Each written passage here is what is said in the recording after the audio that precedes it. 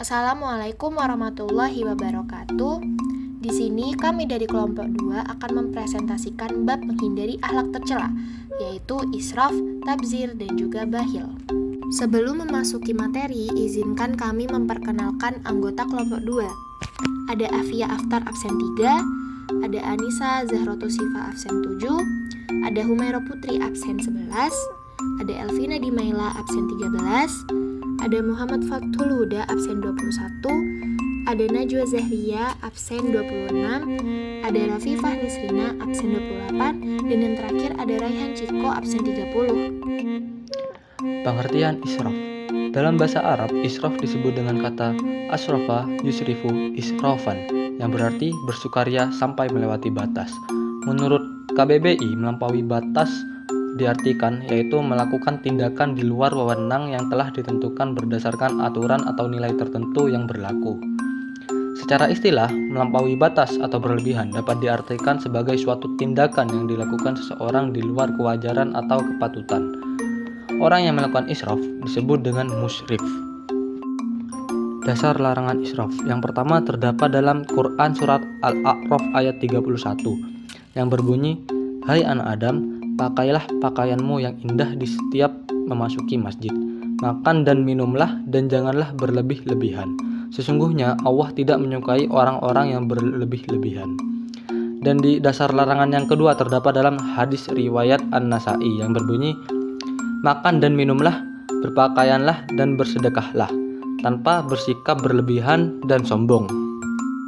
Contoh perilaku israf. Yang pertama, berlebihan dalam makan dan minum. Yang kedua, berlebihan dalam berpakaian.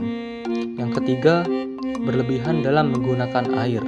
Yang keempat, berlebihan dalam menggunakan listrik. Yang kelima, berlebihan dalam menggunakan alat komunikasi. Dan yang terakhir adalah berlebihan dalam ibadah. Dampak sikap israf dan upaya untuk menghindarinya. Dampaknya yang pertama adalah ingkar terhadap nikmat yang diberikan oleh Allah. Yang kedua adalah menimbulkan ketidaksamaan. Yang ketiga adalah menimbulkan penyakit. Yang keempat menimbulkan kecemburuan. Dan yang terakhir menghilangkan rasa kepedulian. Dan untuk selanjutnya adalah upaya untuk menghindari perilaku ini. Yang pertama adalah moderasi, yaitu sikap jalan tengah dan tidak berlebih-lebihan. Yang kedua adalah pengendalian diri. Dan yang ketiga adalah mengikuti tuntunan Rasul. Pengertian tabzir. Istilah tabzir berasal dari bahasa Arab yang disebut dengan kata yubadziruh badaroh tabziron.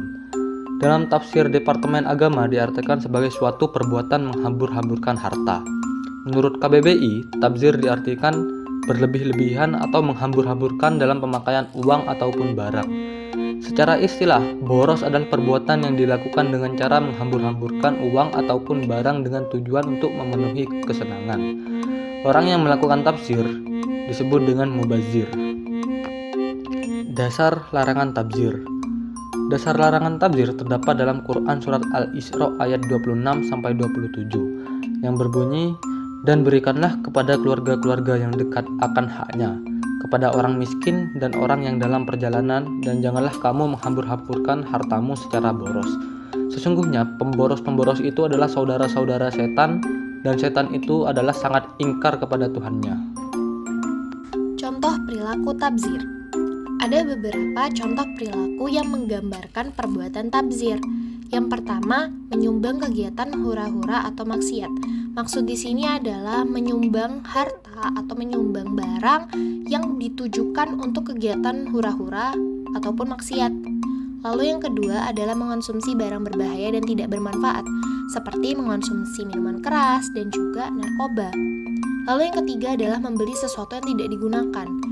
Ini tuh maksudnya kita itu membeli suatu barang, tapi pada akhirnya tuh kita tidak gunakan karena memang tidak ada manfaatnya. Lalu yang keempat adalah kumpul-kumpul tanpa tujuan yang jelas. Ini tuh seperti kita nongkrong, tapi kita tuh tidak punya tujuan, jadi kita membuang-buang waktu. Lalu yang terakhir adalah membelanjakan sesuatu hanya demi kesenangan tanpa manfaat.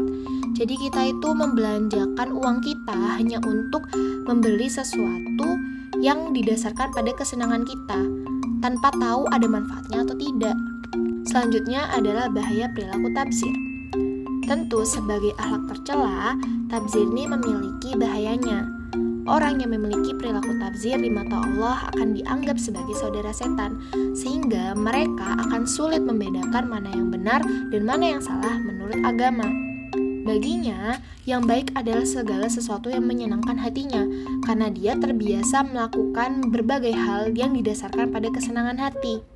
Meskipun hal itu bertentangan dengan norma sosial, hukum, dan agama, ia akan menghalalkan segala cara untuk memperoleh harta demi kesenangan, bukan berdasarkan pada manfaatnya, hingga akhirnya menjadi pribadi yang hedonis.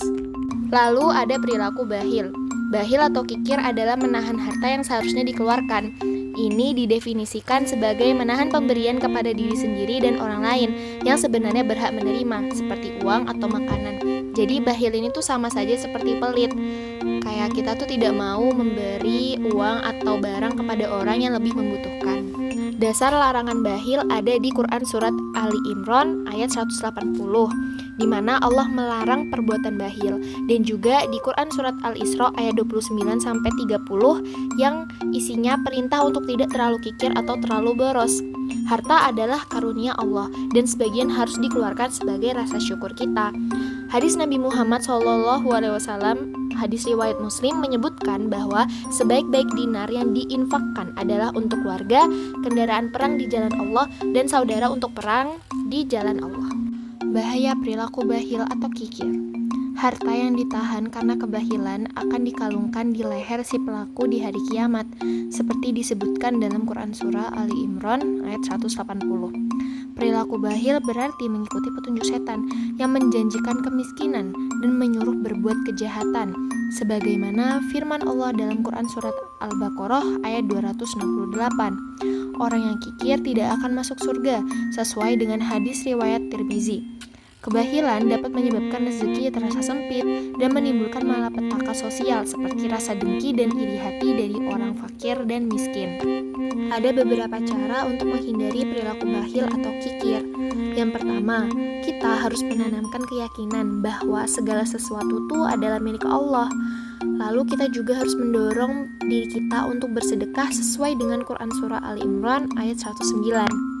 Lalu yang kedua, kita harus perbanyak rasa syukur terhadap nikmat Allah. Kita harus selalu bersyukur terhadap apa yang telah kita dapatkan, yang nantinya akan menambah kebaikan dan menghindari azab pedih. Lalu yang ketiga adalah melakukan kegiatan sosial dengan memperbanyak infak dan sedekah untuk mengikis cinta harta. Lalu yang terakhir adalah memohon pelindungan kepada Allah dari sifat bakhil atau kikir melalui doa khusus. Sekian presentasi dari kelompok 2. Terima kasih. Wassalamualaikum warahmatullahi wabarakatuh.